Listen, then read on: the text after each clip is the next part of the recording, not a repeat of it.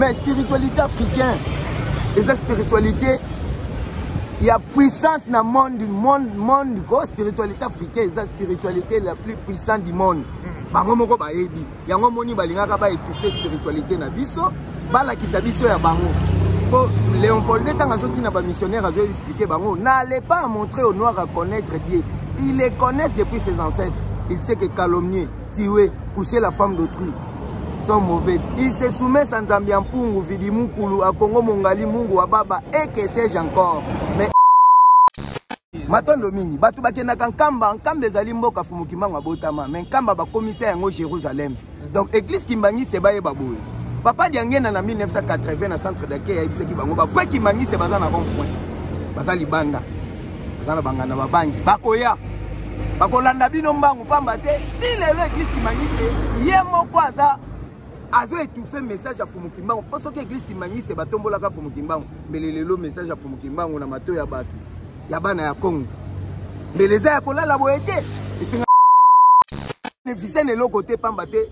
Politique, et ça politique coloniale paix étrangère. Spiritualité coloniale paix étrangère. Et on va diriger un abisso. Si les lobes continuer. Science, bandato bandago tanga. Atabiki ya pamba tout ça la raté. Atatonga. Mais chaque jour congolais à longue inaye basopele babik. Mais bako qu'on a biso batanga la classe en milité. Bautaka na l'âge de la pierre taillée, l'âge de la pierre polie, l'âge des métaux. Bavivaka na pêche, na cueillette, na chasse, na agriculture. La reine Zinga, na 1663. Bakunde ya bomoy pona kobunde l'Afrique le 17 décembre 1663. Talaka ka reine Zinga. Est-ce que na classe babete la biso makambo? Mesdames et messieurs, donc Toza a Global Télévision Moscou en direct montré makambo ya ndeko na biso Clémentine Obongo Azabongo azo postulé comme conseillère municipale à Gombe. Voilà. Mais la surprise na kutana moko ba obenga Koko Palata. Koko Mpalata. Donc Koko Mpalata. Mais la zaï trop na biso to linga mingi ki bon Koko. La pêche na mbote. Mbote mbuta mutu mopanzi sango. Akomba Fumukimbango balongo bakoko. Nde na somisi matundu na baibanso balandaka Koko Palata badi Koko Palata libana ya mboka Amérique nazi na Océanie na Europe. De lokola ndeko mwasi aki kotala biso. Tokoyi kolata kaka te sachet ya viva auto sachet bakoma Obama na mboka.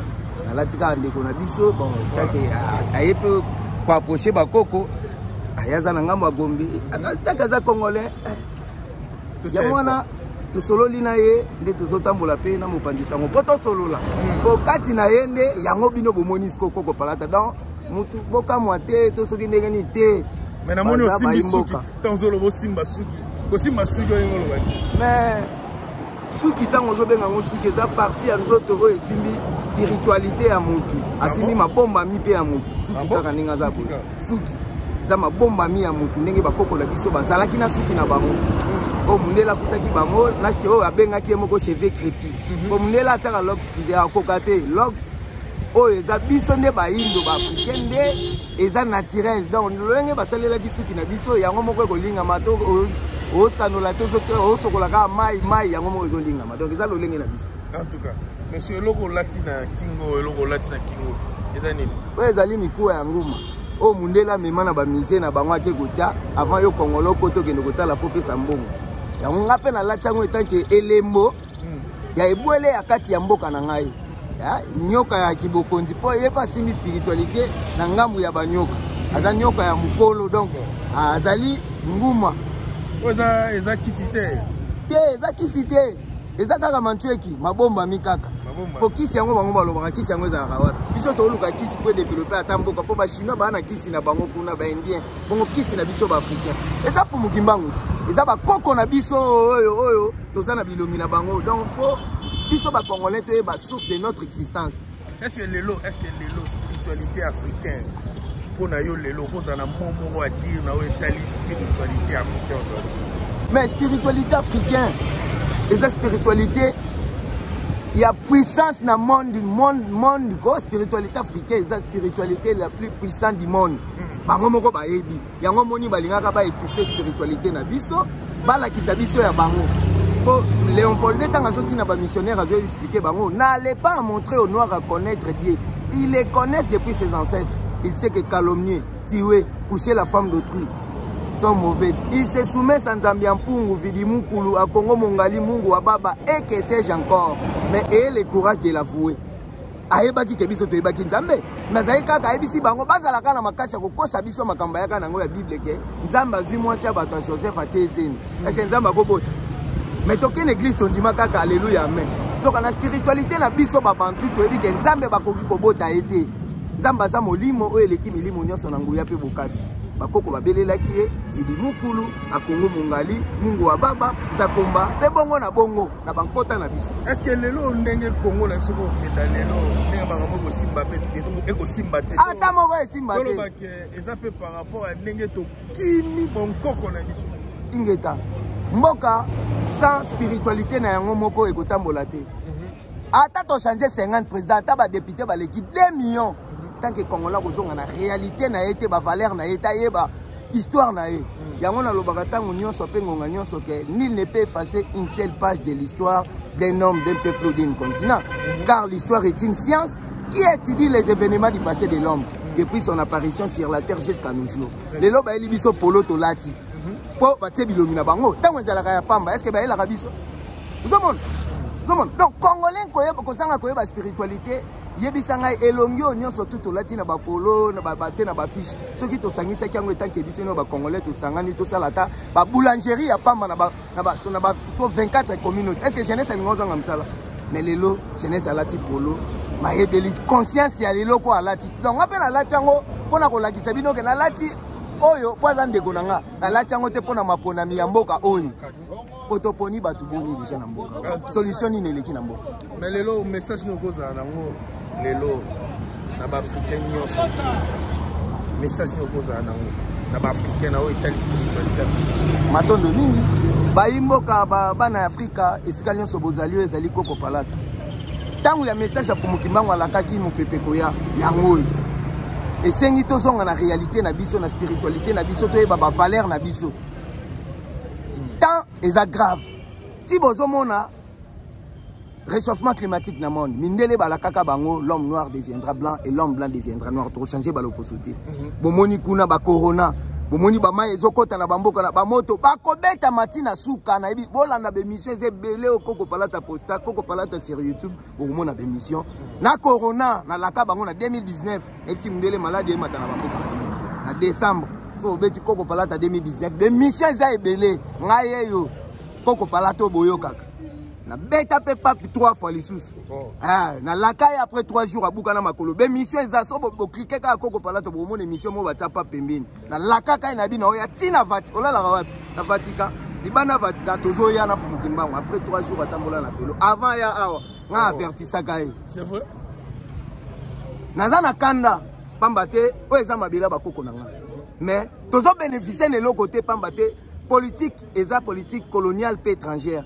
spiritualité coloniale pe étrangère yango ba dirigeant na biso ti lelo bazo continuer science banda to banda kotanga atabiki pamba to sala kate atatonga mais chaque jour congolais alongi na ye basopele babik mais bakoko na biso batanga classe ambele te bautaka na l'âge de la pierre taillée l'âge de la pierre polie l'âge des métaux bavivaka na pêche na cueillette na chasse na agriculture pêche et élevage document écrit document miwe nana yebi yango te. Mais lelo Fumukimbangu a représenté nini d'abord pour na puis pour l'Afrique. Matondo mingi Fumukimbangu yani mvuluziza bandombi yende mobikisa bayindo nzamba tindaki tata mokela tindaki pona koyako kolamusa moyindo na boyinga kozongisa ye na bosomi kasi bayo bazalaka wana elongo na mundele balukaki bakanga Fumukimbangu asala 30 ans na boloko nzoka 30 ans ya Fumukimbangu na boloko ndeza 30 ans ya kolamusa conscience ya jeunesse congolaise pe africain donc Fumukimbangu aza mobikisi ya bayindo ndenge mokonza mboka tombolaka ke le 6 avril bobani misala ya Fumukimbangu bobani misala Fumukimbangu alakaki koya katikati na bilengi est-ce que jeunesse déjà bani misala donc batomboli Fumukimbangu mais bapesi esika na yete wapi monima wapi histoire ya Fumukimbangu tant que tu connaître Fumukimbangu boye bango Congo pe Afrique ko bikate Fumukimbangu katikati na bilenge ya Congo ne mbongwana ya Afrique ko jeunesse congolaise ayeba histoire na ye Fumukimbangu aza nani? Nani atindaki Fumukimbangu? Ayaki pona nini? Kolobelanga na salaka nini? Est-ce que na Kinshasa to pe na Congo mobimba ba yo sala moi mausolée moko pour na pèlerinage pour la Fumukimbangu? Est-ce que c'est important pour la sala? Eza important. Ya makasi koleka. Ndenge ba bakenda kamba mais basali monument mona niveau kilo topé bon voilà je sais pas si matondo mingi batu bakenda kamba ezali mboka Fumukimbangu abotama mais kamba ba commissaire yango Jérusalem.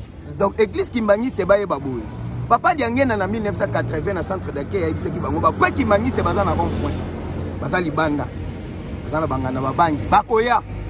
Bakolanda bino mbangu pamba te. Si lelo église Kimbangi se ye moko azo étouffer message à Fumukimbangu. Parce que église Kimbangi se batombola ka Fumukimbangu. Mais lelo message à Fumukimbangu na mato ya batu. Ya bana ya Congo. Mais les ya kolala boete. Esengaki balo ba vérité. Que Yesu atinda Fumukimbangu te. Yesu akoki un prophète akoki kotinda muninga prophète. Jamais libanga ematelaka muninga nango libanga likolo sans que mutu atombola yango. Mutu na mutu yaki na message na ye na mission na ye. Ndenge Buddha batinda ki epo na Asie, ndenge Mahomet batinda ki epo na Arab, ndenge na Indi kuna baza na Hindu, ndenge bango pe ba Israélite bazwaki Yesu biso pe to na Fumukimbangu.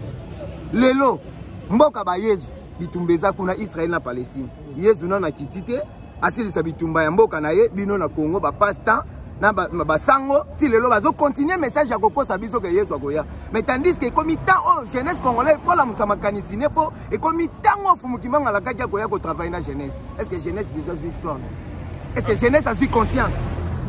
Est-ce que peuple congolais parce qu'on a parlé du peuple avec la zosenga mbongo libanda ya mboka. Libanda a parlé du peuple. Ce qui avec ba okele mawate mutana misi. Ils ont monté bon ngam na omo. Lobby eza milulu ni kozala to pe lobby date nini o eza historique pe na monde ya spiritualité africain congolais et tout. Batondo lobby tozali na pasi ya la reine Nzinga nengwa Nzinga o bakundaka ya bomoi. La reine Nzinga na 1663 bakunde ya bomoi pona kobundela Afrique le 17 décembre 1663. Talaka Karen Nzinga. Est-ce que na classe babete la biso makambo?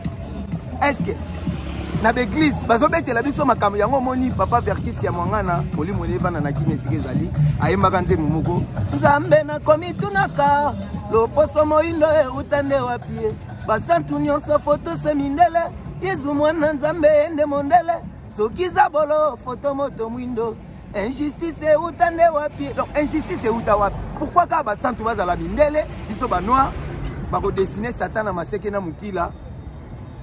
Ah yango nazoyemba nzembo ya hymne national na lingala nzembo ya lokumu ya suka pona baindo banso bana ya Congo pe Afrika.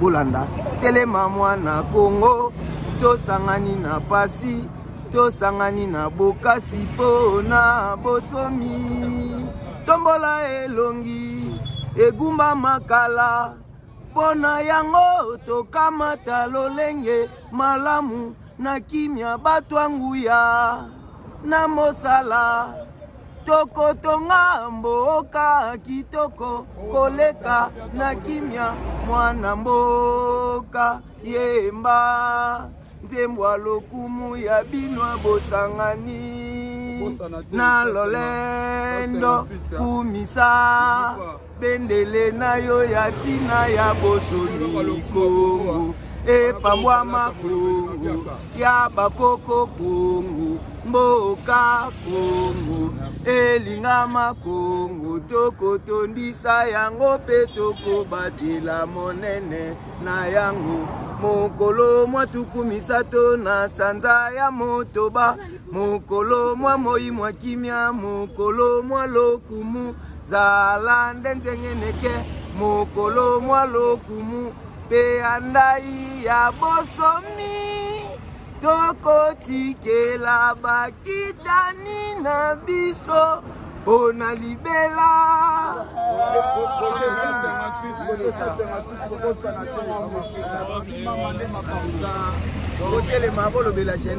Voilà.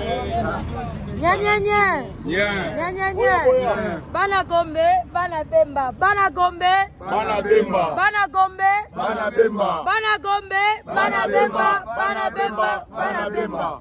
Je suis Clémentine Bongola Fatouma, candidate conseillère municipale à la Gombe, le numéro 158, pour un choix de l'excellence, pour redorer le blason terni de notre chère commune, la commune de la Gombe, ancienne Kalina, retrouvant nos valeurs.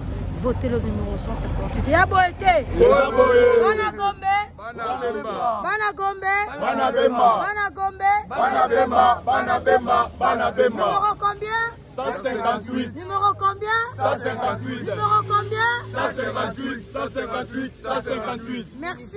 Voilà. On est ensemble. On est ensemble, voilà. Merci beaucoup. Donc, Bana Gombe, Bana Gombe. Conseil municipal Nabino Yewana, numéro 158. Topé Sae. Toumel na ba père wana, ba mère wana.